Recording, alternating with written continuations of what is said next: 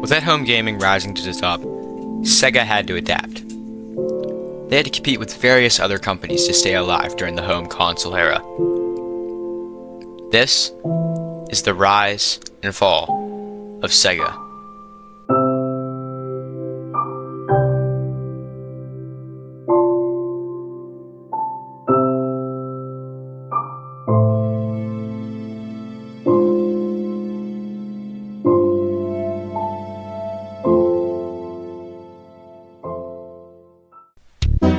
Sega was founded by Martin Bromley and Richard Stewart on June 3, 1960.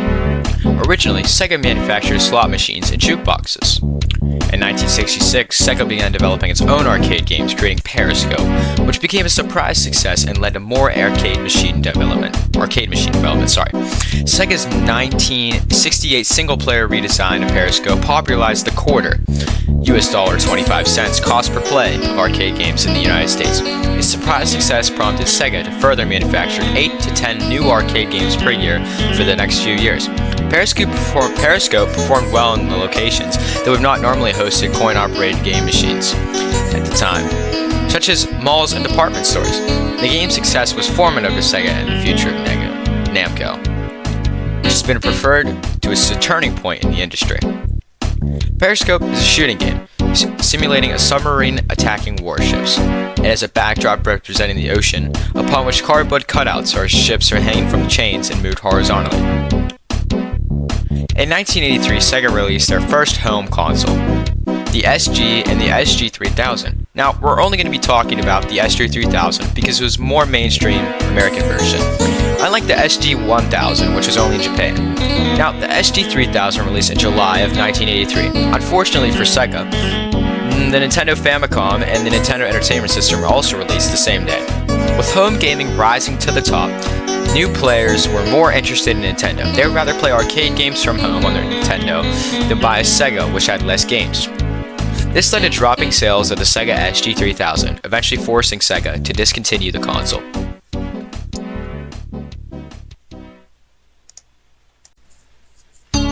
In 1986, Sega released their next home console, the Sega Master System. The Sega Master System on launch was far superior to the Nintendo Entertainment System. The console had better graphics and introduced some classic titles to the Sega lineup, but Nintendo had a cast of recognizable characters and exclusive contracts with top game developers, so it was back to the drawing board for the Sega team. Now, that was a relatively short segment, so let's move on.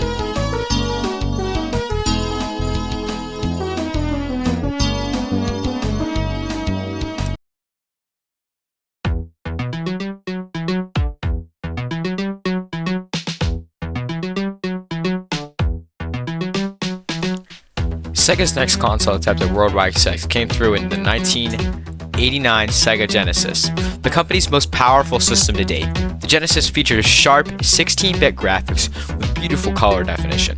Despite its great features, international audiences were reluctant to buy a Sega Genesis when it reached North America. Attempts to drive sales with creative slogans like Genesis does what Nintendo don't, and attachments to famous names like Joe Montana and Michael Jackson only managed to earn the Genesis $500,000 in US sales. The Sega Genesis caught a second win when Sonic the Hedgehog dashed on the scene in 1991. Sega finally had the recognizable mascot it needed to compete with Nintendo. The company packaged the first Sonic the Hedgehog game with the Sega Genesis and dropped the price from $189 to $149. These changes enabled the Genesis to edge out the Super Nintendo Entertainment System, SNES, in US sales. By the mid-90s, video game quality improved fast, and Sega had to compete with 32-bit powerhouses like the Nintendo 64 and Sony's PlayStation.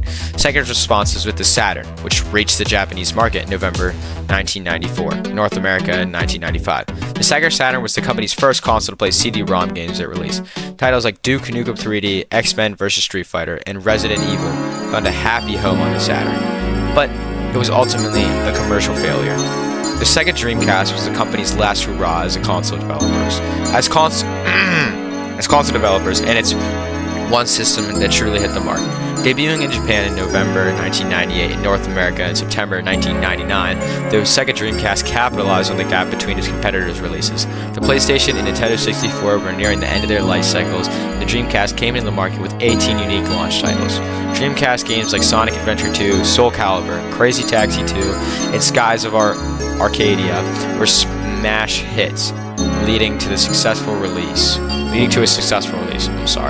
As Nintendo and Sony's new consoles and Microsoft Xbox were soon to release, the Dreamcast was the final console in Sega's historic run. Once again, thank you all for watching. These videos take a lot to make. I know it was a very short video today, but thank you guys for watching, seriously. And have a great day or night, wherever you're at. Bye.